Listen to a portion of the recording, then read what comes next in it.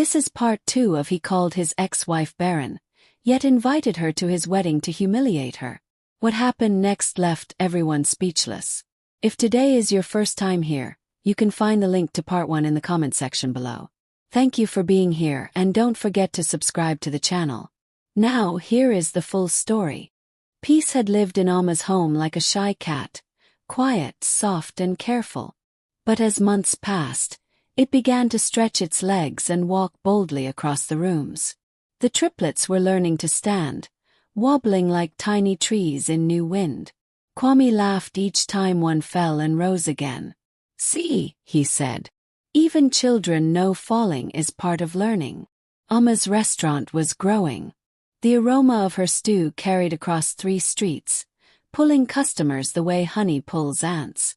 People whispered her story, but not with pity anymore, with pride. "This is the woman who walked into her ex-husband's wedding like a sunrise," they said. "Truth shines on her head." Yet inside her heart, a new question sat quietly. What comes next? Life had given her restoration, but Alma felt something stirring. A call, a tug, a purpose larger than her kitchen pots. Sometimes she sat under the mango tree after closing the restaurant and watched the evening sky melt from blue to purple. The wind whispered around her ears as if trying to speak. Efua noticed one night. "Sister, your eyes are chasing something," she said. "I don't know what it is," Alma answered softly. "But I feel there is more God wants me to do." Efua smiled. "When the calabash is full, it pours. When your heart is ready, it will speak." Alma looked at her sons, sleeping like 3 small miracles. She touched their foreheads and whispered, "Everything I do next I will do for you, and for every woman who once cried like me." Something was coming, but Alma could not yet tell what it was. Only that it was big. Very big. Rumors in Ahanesa did not walk. They did not run. They flew like birds with red feathers and loud mouths. One early morning before Alma lit her cooking fire, Efua hurried into the kitchen with wide eyes. "Alma, have you heard?"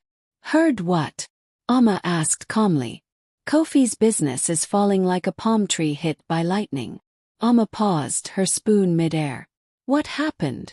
"They say investors withdrew. They say the failed wedding embarrassed him. They say he walks around like a lost goat. And," Efua lowered her voice, "they say his new tests show the problem may take long to treat." Alma let out a slow breath. A drop of sadness, not love but human tenderness, rolled across her heart. "Efua, I do not wish him suffering." "I know," Efua said gently. "But truth chases pride the way fire chases dry leaves." During the day, customers whispered more stories. "Kofi fired half his staff. He doesn't smile anymore. He looks thinner. He avoids crowds." Alma stirred her pot quietly. Inside her chest, compassion wrestled with memory. She remembered his harsh words, his cold eyes, the night he threw her out. But she also remembered forgiving him. Truly forgiving. Kwame arrived with groceries. "People are talking," he said softly. "Has the news reached you?" Alma nodded. "Yes." Kwame watched her carefully. "Do you feel troubled?" "A little," she whispered. "Not because I want him back, but because pain is still pain." Kwame placed his hand over hers. "A woman with a soft heart is not weak. Your compassion is strength." Alma looked at the sky again that evening. The stirring inside her grew stronger. The wind felt heavier with meaning. Something was unfolding. 3 days later, late in the afternoon, a quiet knock touched Alma's door. Kwame opened it, expecting a customer or a neighbor. Instead, Kofi stood there, thinner, tired, his proud shoulders sagging like wet cloth left on a line. "Good evening," he said, voice small. Kwame did not move. "What do you want?" Kofi swallowed. "I came to greet Alma." Alma stepped forward, her sons playing behind her. She felt no fear, no anger, only calmness like a lake at dawn. "Kofi," she said softly. He bowed his head. "Forgive me for coming unannounced." Kwame's jaw tightened, but he stepped aside. Amma nodded. Sit. Kofi sat on the edge of the chair, as if afraid it might reject him. Amma, he began, my life has become a drum with no rhythm. Everything I touch slips away. I have lost money, friends, and sleep. Amma listened quietly. I am not asking for anything, he said quickly. I know your life has moved forward. I know God has blessed you. I only came to tell you that seeing you with your children changed me, broke me. And maybe that breaking is what I needed. Amma spoke gently. Pain can make a man bitter or better. Which one will you choose? Kofi wiped his eyes. I want to become better. But I don't know how. Kwame watched silently. Amma breathed slowly before answering. Begin with truth, she said. Then add humility. And finish with kindness. Kofi nodded. Thank you. I will try. When he left, Amma felt the wind shift again, as if a new chapter had been unlocked. The next morning Amma woke before sunrise. The stirring inside her heart had grown from a whisper to a drumbeat. She sat at her small wooden table, watching her son sleep, and the idea came like a sudden flame. Create a group for women who have suffered in silence. Women blamed for barrenness. Women broken by pride. Women cast aside without reason. Women like her. She breathed deeply. Efua, she whispered to herself. I know what I must do. Later that day, with the restaurant calm, she told Efua her idea.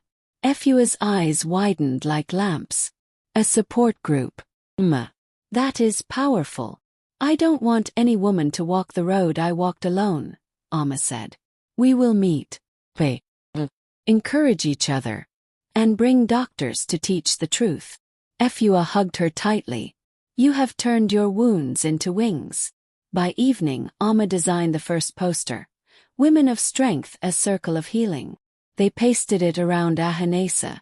People stopped to read. Some women wiped their eyes quietly. That night, Kwame held Amma's hand. This is your calling, he said softly. Your story was never just for you. Amma felt the stirring settle. No longer a mystery. She knew her purpose now. And it filled her with light. The first meeting of Women of Strength was held under the mango tree behind Amma's restaurant. The shade was soft, the ground warm, and the breeze gentle like a mother's palm on a child's cheek. 5 women came. Then 3 more. Then 2 elderly ones walking slowly with canes.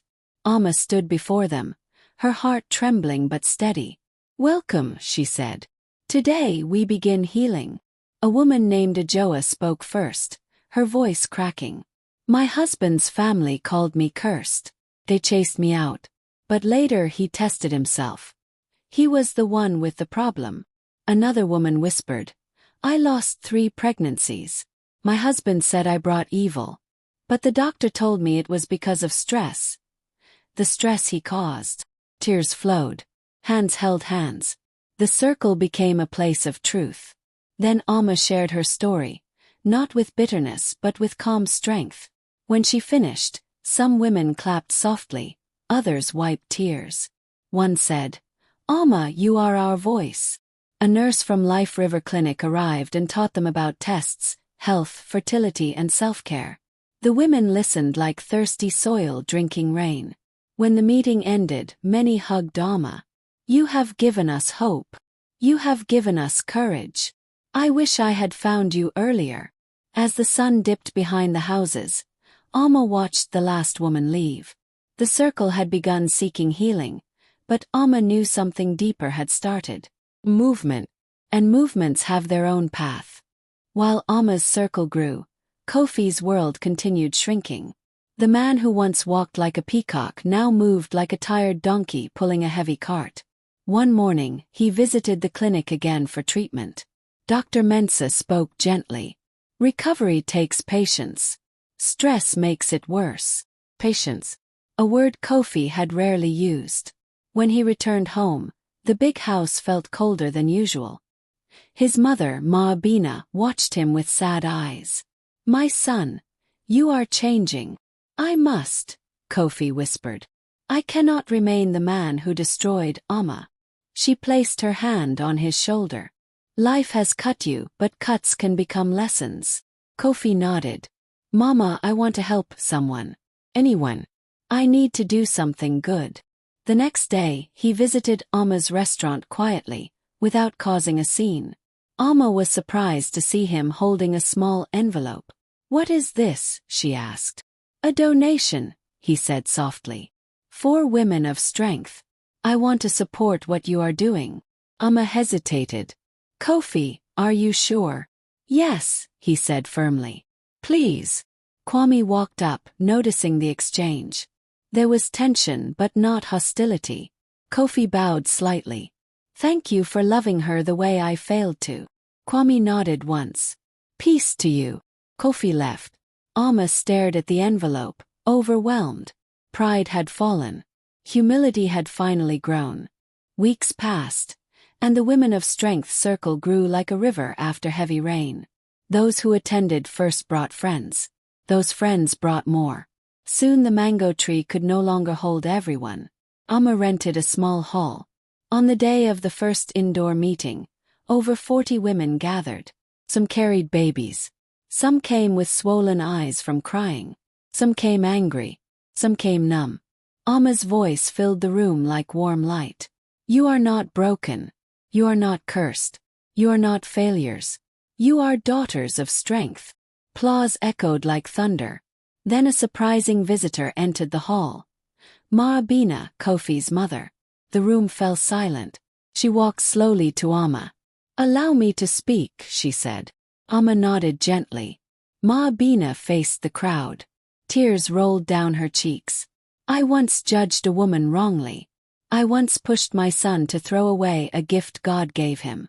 I am here to ask forgiveness, not only from Amma, but from every woman in this hall.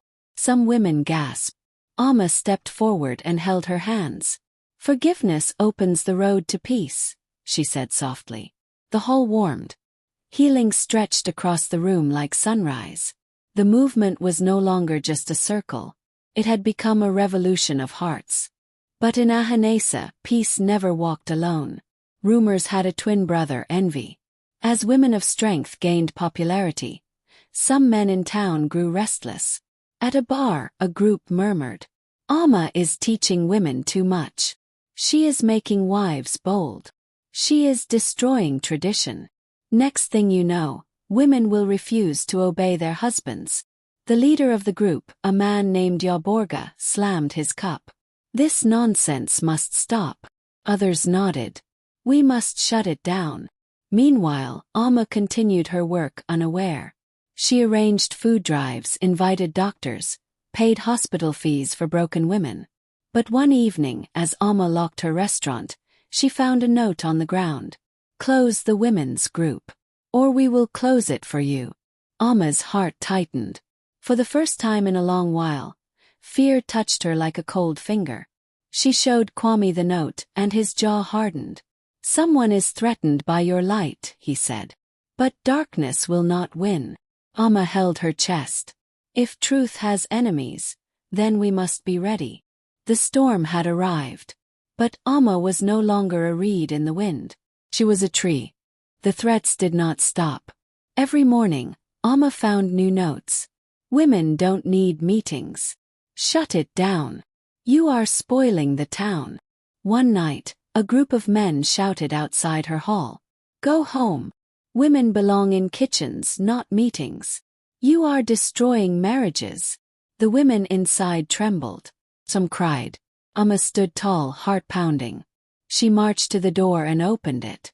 Brothers, she said, voice strong but gentle. We are not fighting you. You are making women too brave, one shouted. What is wrong with bravery? Amma asked. Strong women raise strong families. Yaborga stepped forward. If you don't stop, we will force you. Kwame appeared behind Amma, eyes blazing. Force her. You touch my wife and you will know the lion inside me. The men hesitated. Amma raised her hand. Enough.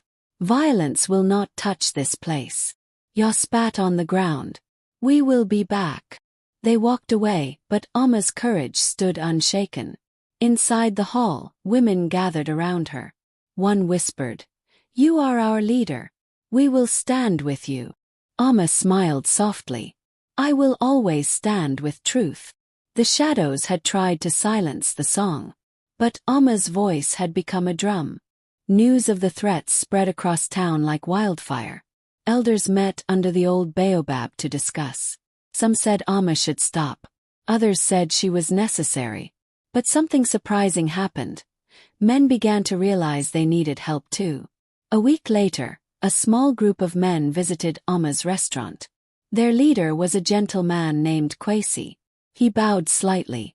"Madam Amma," he said, "we want to start a group too. A group for men who want to learn. Pride destroyed our homes. Ignorance destroyed our marriages. Teach us." Amma blinked, stunned. "Teach you?" Kwesi nodded. "Not to cook or talk, but to understand, to grow, to be better fathers, better husbands." Kwame stepped forward, smiling. "I will lead the men's group," he said. "Amma will teach the women. I will teach the men. Together we will heal this town." The men bowed their heads. Later that night, Amma whispered, "Kwame, I never imagined this." Kwame kissed her forehead. "Light does not shine for itself. It shines for those lost in darkness." For the first time since her journey began, Amma felt hope bloom like new flowers after Harmattan. Ahimsa was changing, one heart at a time. But Yaborga was not done. His anger boiled like a pot left too long on fire. "These women are ruining everything," he shouted one night at the bar. The bartender shook his head. "You are angry because your wife joined the group." Ya slammed the table. "She no longer fears me." "Fear is not love," the bartender murmured. Ya's fury rose. He gathered a few followers and marched toward Amma's hall during a meeting. But unknown to him, the new men's group was also present. When Ya arrived, Kwame stood at the entrance, calm but firm. "Go home," Kwame said. "You cannot stop us." He roared. Kwesi and other men stepped out. "If you fight Amma, you fight us."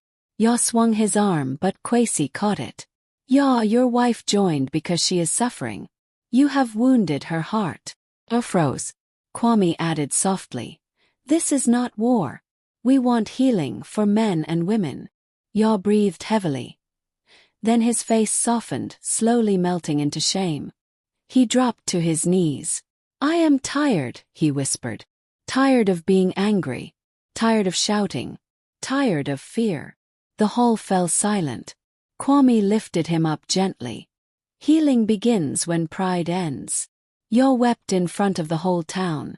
His fall was the beginning of his rebirth. Ahimsa had never seen anything like this. Women healing. Men humbling themselves. Pride melting like morning mist. Meetings grew. Families reconciled. Doctors volunteered. Pastors joined prayers. The mayor visited and promised support. Amma's restaurant became a headquarters for change. The smell of her stew became the smell of transformation. One afternoon, Zuri, Kofi's former fiancé, walked into Amma's restaurant wearing a simple dress. Amma gasped softly. "Zuri." Zuri smiled gently. "I came to thank you." "Me?" "Yes," Zuri said. "Your story saved me from a terrible marriage. It also saved you from more pain. You showed me that truth is more precious than beauty." Amma reached for her hand. "Thank you for speaking truth at the altar." Zuri nodded. "And thank you for walking in that day. Your courage gave me mine." They embraced, surprising everyone. Old wounds were closing. Across town, Kofi watched the world change from his window. For the first time in years he felt something warm, hope. Ahimsa had finally learned to breathe. One late evening, after a successful meeting, Amma sat alone outside, enjoying the quiet.